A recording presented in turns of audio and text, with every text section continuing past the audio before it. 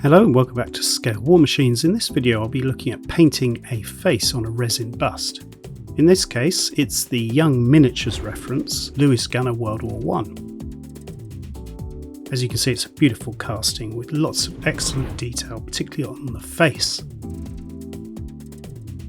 When it comes to preparation, I've covered this in a lot of films, so I won't go into too much detail, but with resin there's a lot of cleanup. You need to remove all the resin pouring plugs, and the dust is particularly dangerous, so you need to be very careful about that. As you can see, the detail is magnificent, and I set about mounting everything on wooden sticks, in this case cuticle pushers. To do that I drilled every piece out with my mini drill so that I could insert a wooden stick with a bit of glue. I also used this opportunity to clean up some of the detail on various parts. For that I used my bench sander, but also a burr in a mini drill, and that just cleaned up some of the more complicated bits around the rim of the helmet and so on. This just allows you to remove the resin pouring plugs without damaging any of the detail. So with that all done, the parts could be washed and placed on their wooden sticks ready for painting. Spray primer makes everything a little bit easier, and I use two references, one from Andrea Priming, their white primer, and also Chaos Black, which is a Games Workshop or now Warhammer reference. Both of these are great spray primers and they are easy to apply. I tested out the white one on the face first before moving on to the rest of the parts, and for that I used the Chaos Black. As you can see, it goes on really thick, coverage is pretty good, and you'll see it dries to a nice smooth finish. Here you can see the face is slightly different. It's had a mixture of black and white just to give it a bit of highlighting. I've also blocked out the white of the eyes, as you can see there. Here are all the pieces. I put them away and stored them for a little while, but you can see that finish is very good and will provide a nice base for your painting stages. Also, it's easy to see how having everything on wooden sticks makes it slightly easier to handle stuff. All you want to do with your primer is make sure there's good coverage and no bare resin underneath. Generally, the thicker the primer, the tougher the paint coat. Soon we'll be ready to start the main painting. For this paint job I used life colours, although I do use a wide range of different paints, but I was going through a life colour stage. The advantage with that manufacturer is they do these box sets which make it very easy to paint different uniforms, and this is the combination of the different box sets that I used in the painting of this figure. Let's begin with the eyes then, and I used this Battle of Britain set, particularly because there was a very pleasing light selection of colours that I was going to use for the eyes. Here you can see the references that I'd go on to use, and these would be mixed up to make the eyes. I tend to use a mixing palette of some description, in this case a little plastic dropper sheet that allows me to put the RAF dark green in. This was mixed with a bit of black and also brown, and that's the colour I'm going to use to start painting the eyeball.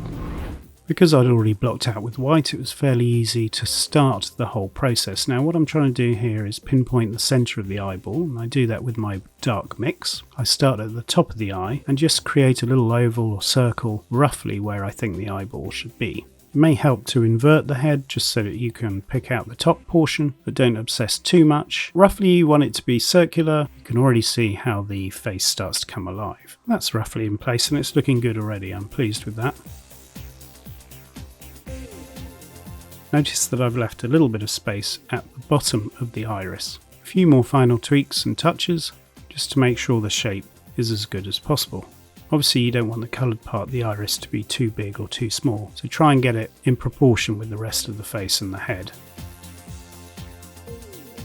Onto the other eyeball now, and here it's all about getting a nice symmetry in the face, trying to get the same size and coloration, so build it up gently in layers until you've got a symmetrical iris.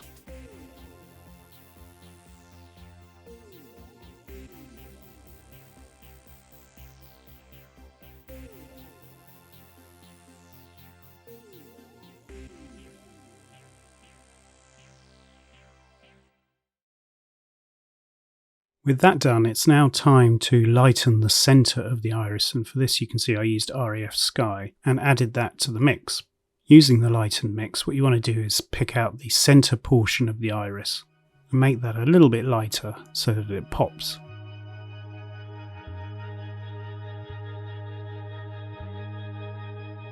Repeat the process for both sides. making sure that the effect is the same across both eyes.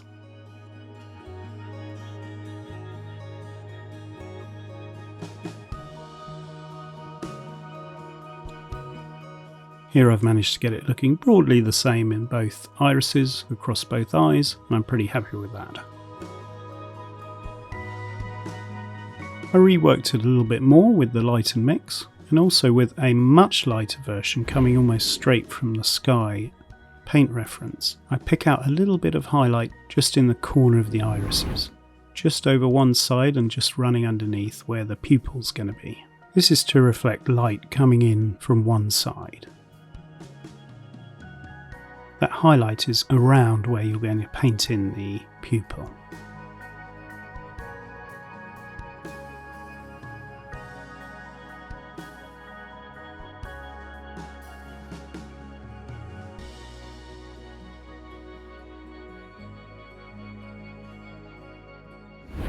Gloss white is applied just at the bottom of the eye, just to tidy things up. You can also clean up with a wet brush if you need to just tidy the edges of the iris and neaten things up. Next I use the lightened gloss mix just to add a further highlight right in the centre of the eye around where the pupil's going to go. Again, I focus more on one particular side where the light is coming from. There you can see the effect. You can do any final bits of touching up as necessary around the iris and the eye, and keep going till you're thoroughly happy with everything. The next stage is of course key, and that's going to be placing a pupil right in the centre of what you've just painted. So you want to make sure everything is looking as good as it possibly can at this stage. A little bit of final tidying up, and we're ready for the pupils.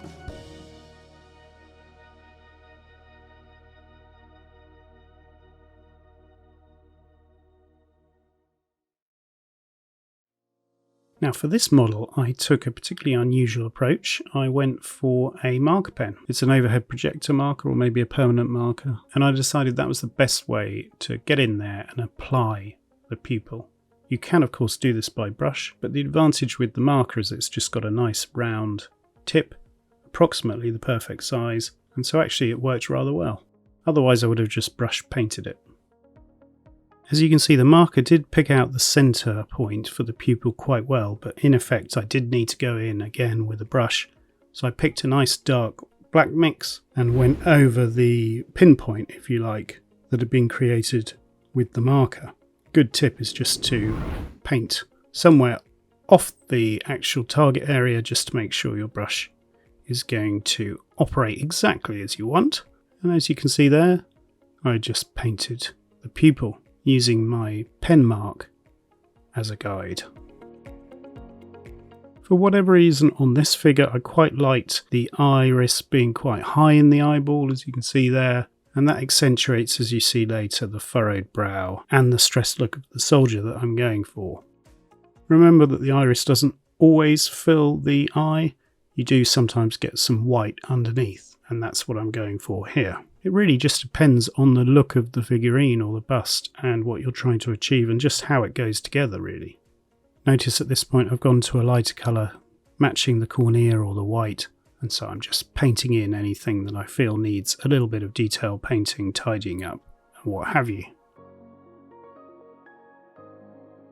Using that same mix then I outline the pupil. And that's done just with a very faint line that will go around what I've just painted in black and sit in between the black and the highlight coats that came before. Obviously, because the iris being set high in the eyeball, you might need to tidy up around the top in particular, but all that will get covered in flesh coats later on, so don't worry too much about it.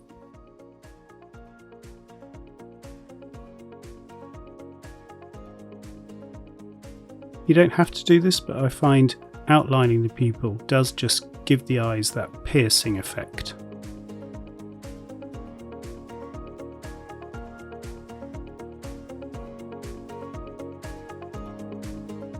There we go, I'm pretty happy with that.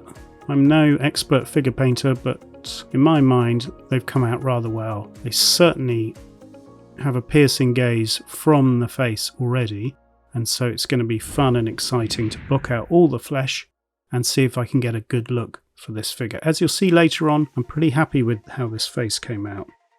Not so much with the bust itself, but I think the face was an interesting case study in different techniques, and particularly using life colours. Every paint range is different, and it was a case of me getting used to life colours. But this means our subject is pretty much ready for the next stage. Thanks for watching, and bye.